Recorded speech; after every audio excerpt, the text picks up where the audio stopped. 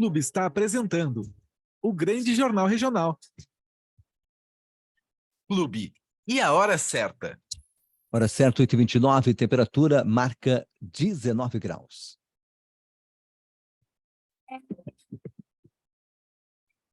Grande Jornal Regional. Temas. Oferecimento, Loja Docim. Você conhece, você confia. Na Júlio 46, em Canela.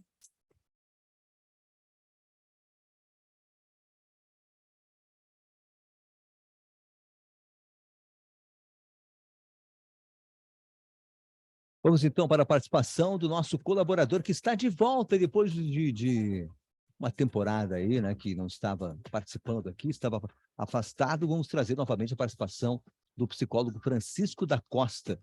Só que o Francisco estava com a gente aqui pelo Zoom. Tá por aí, Francisco? Você saiu. Ah, sim. Acho que a tua internet não está estável, Chico. Ah, agora ele está de novo aqui. Agora sim. Vamos novamente contigo, então. Como eu estava falando aqui, estamos trazendo novamente a participação do psicólogo Francisco da Costa. Depois de uma temporada, ele está de volta aqui ao nosso programa. O Dr. Francisco, que é especialista em psicologia clínica e organizacional, com mais de 20 anos de trabalho em psicoterapia e mudança de comportamento de saúde. Ele está de volta conosco aqui nesta manhã para abordar as metas para 2023. Tudo bem, doutor Francisco? Bom dia. Bom dia, Braulio. Bom dia, ouvinte da Clube. Bom estar de volta aqui, Braulio. Feliz ano novo para ti. Para você também, um feliz, abençoado 2023. Um tempo, né, que a gente não se falava, né? Você estava... Pois é, a última vez verdade. você estava na Espanha, lá, e aí acabou que você, na volta, teve algumas situações ali, algumas complicações, né, para voltar para o Brasil. Isso, pois é, Braulio. Tu sabe que eu acabei tendo Covid na volta, viu? Ah, é? Então foi complicado, aí me pegou um pouco de jeito, porque eu andei pegando também uma gripe por lá, então acho que estava com um sistema imunológico mais fraco um pouco, mas já, enfim, é uma coisa que eventualmente todo mundo vai acabar enfrentando, né? E para mim, bom, felizmente passou sem grandes sequelas, né? Mas me atrapalhou um pouco aí no meu retorno, mas que bom que a gente está retomando agora aqui também. É uma boa resolução de ano novo, né, Braulio? Retomar aqui o nosso trabalho juntos. É verdade, exato. Faz parte das nossas metas, né, doutor Francisco? Verdade. Por falar em metas para 2023, é muito comum, né? Final de ano, sempre nesse período, a gente estabelecer algumas metas, né? Aliás, sempre se diz, né, que prioridade é uma só, mas dá para a gente ter mais de uma prioridade, não é mesmo, doutor Francisco? Isso, algumas, né? Não muitas, né? Tem uma frase que eu acho boa, que quem, por exemplo, tem 10 prioridades é porque não tem prioridade, né? É verdade.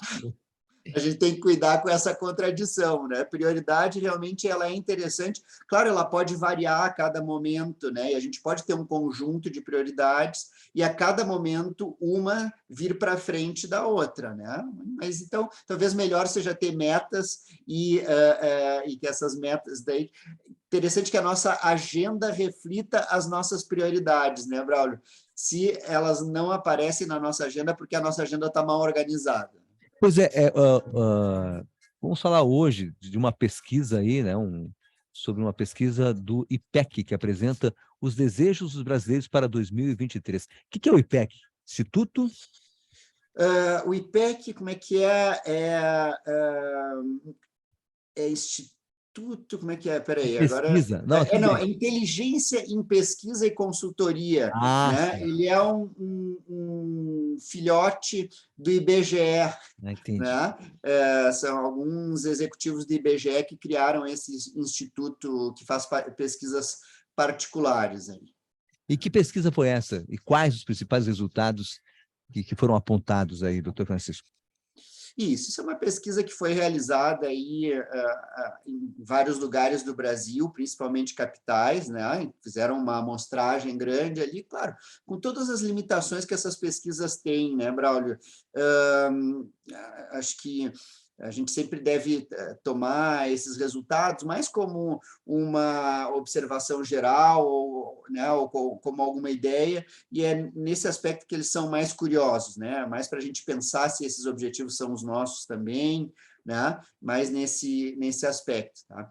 Então, essa pesquisa ela buscou as expectativas dos brasileiros para 2023, né? E ela observou a variação conforme a faixa etária. Né?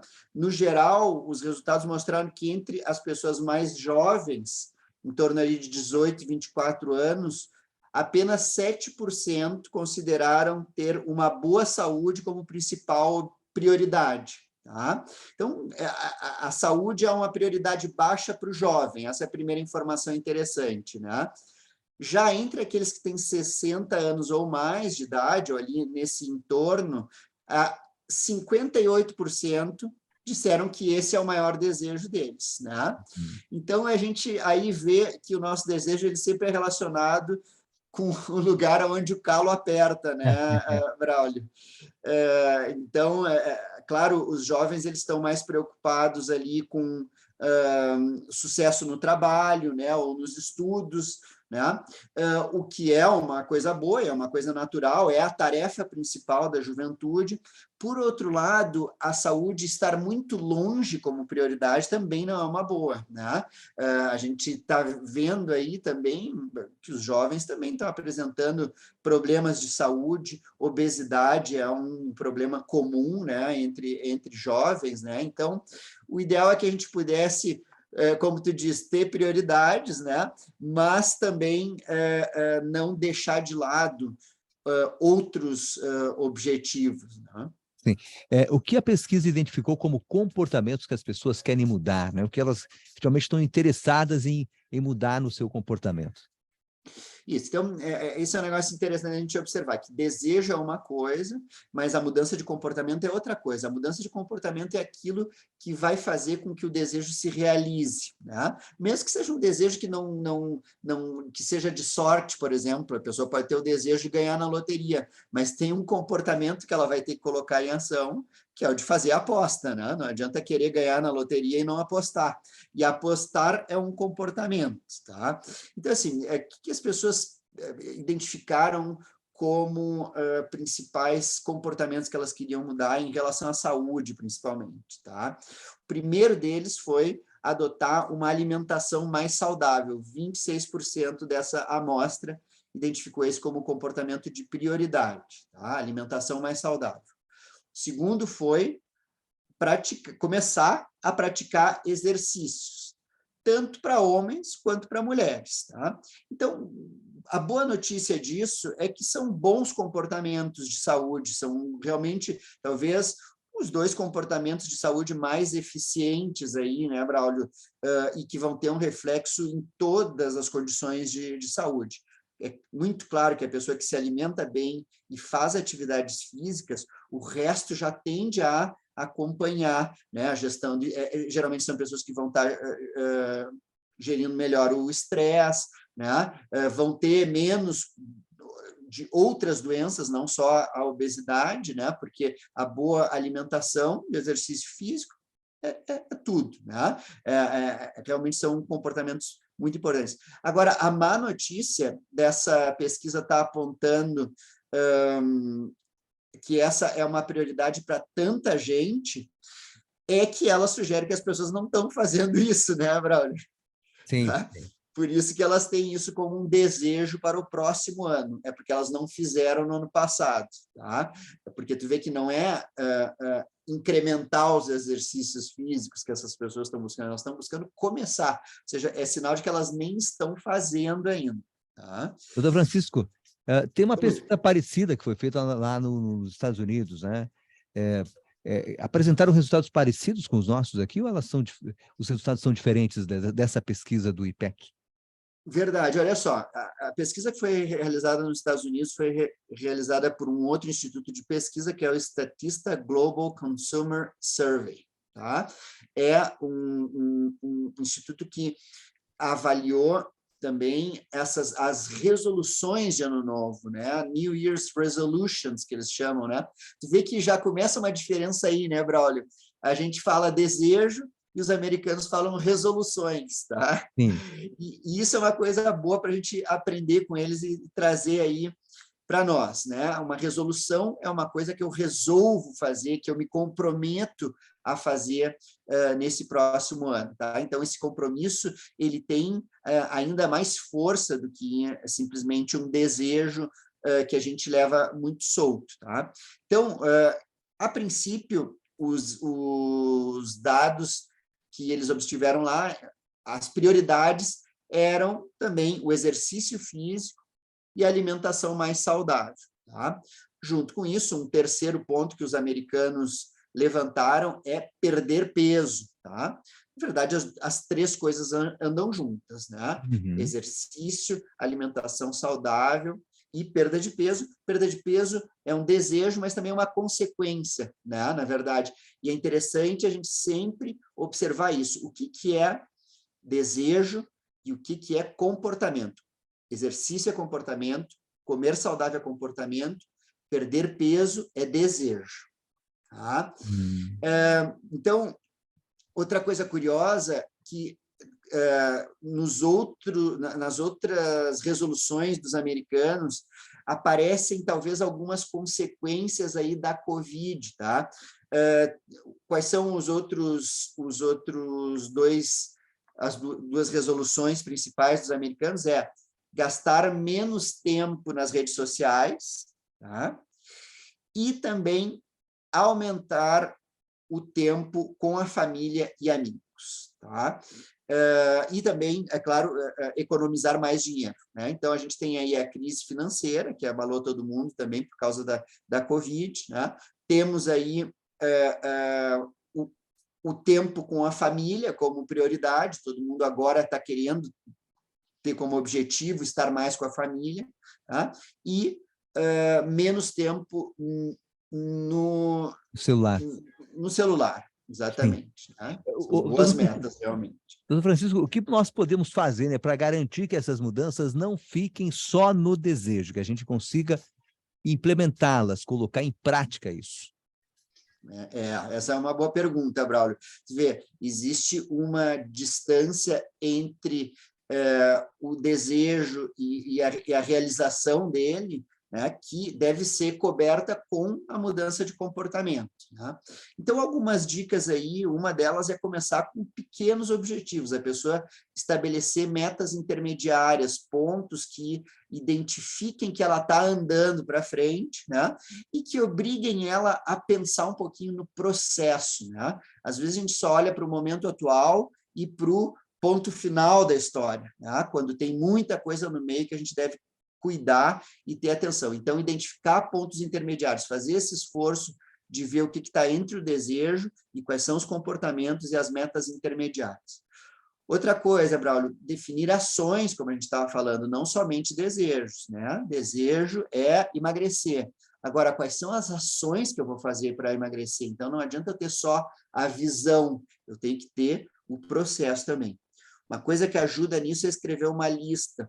São coisas que a gente, volta e meia, a gente fala aqui quando fala sobre a mudança de algum comportamento específico. Existe um estudo, inclusive, que observou que pessoas que escrevem uma lista e mantêm essa lista presente, né? Não é escrever uma lista no celular e não olhar nunca mais, e não é escrever num papel e jogar ele fora. Não, essa lista ela tem que estar visualmente presente, a pessoa tem que olhar para ela, enxergar ela todos os dias. Quanto mais vezes ela enxergar aquela lista, seja de desejos ou seja de objetivos ou comportamentos específicos, mais alta é a probabilidade de que ela vai manter e vai fazer essas ações, tá? Isso é observado em estudos, que as pessoas que se relacionam de uma forma mais presente com as suas metas, elas tendem a conquistar mais, tá? Então, escrever uma lista é uma boa forma, e ter essa lista presente é uma boa forma de chegar nesses objetivos. Autocontrole, autocontrole, na minha opinião, né, sempre é sugerido aí como uma forma da gente chegar nos nossos desejos, mas a gente sempre deve buscar que a nossa organização facilite o nosso autocontrole. Tá? Então, se eu quero comer melhor, não adianta só eu me exigir comer melhor. Vai ser muito mais fácil eu comer melhor se eu organizar a presença de uma alimentação saudável na minha vida. Tá? Se eu organizar para ter os alimentos que eu quero comer, para não ter os alimentos que eu não quero comer. Esse é o grande facilitador do autocontrole, é a organização. Tá? E o último ponto, né, Braulio, é buscar ajuda externa, tanto de amigos, né, pessoas que possam acompanhar nesse objetivo, diz que um sonho que se sonha junto, como é que é aquela frase do Raul Seixas, né? Um sonho que se sonha junto, não sei, mas enfim, o pessoal pode buscar aí a frase, tá? Mas ele sempre tem maior probabilidade de acontecer, tá? A gente compartilhar esses nossos desejos e buscar ajuda para essas ações. E ajuda profissional, né, Braulio? A psicologia, ela trabalha com essas mudanças, facilitando, ajudando a pessoa a identificar e resolver obstáculos, tá? E os profissionais das áreas também. Se nessa área, por exemplo, de saúde, tem aí os professores de educação física, os fisioterapeutas, os personal trainers, né? Os professores das disciplinas específicas que a pessoa quer desenvolver, as nutricionistas, claro, né, na parte de nutrição, os médicos também, enfim, todos os profissionais de saúde que estão envolvidos nesses comportamentos, nessas mudanças e nesses desejos aí para 2023. Sem dúvida, doutor Francisco da Costa, eu peguei aqui a frase, né, para a gente trazer para o nosso cliente, diz o seguinte aqui, ó, sonho que se sonha só é só um sonho que se sonha só, mas sonho que se sonha junto é realidade. Aê! Obrigado. Obrigado, doutor Francisco. A gente conta contigo aí ao longo deste ano de 2023, novamente, com a tua colaboração. Desejar para ti, para Suzana, toda a família, um feliz 2023, feliz e abençoado 2023 aí, doutor Francisco. Obrigado. Bacana, Braulio. Bom retorno ao programa.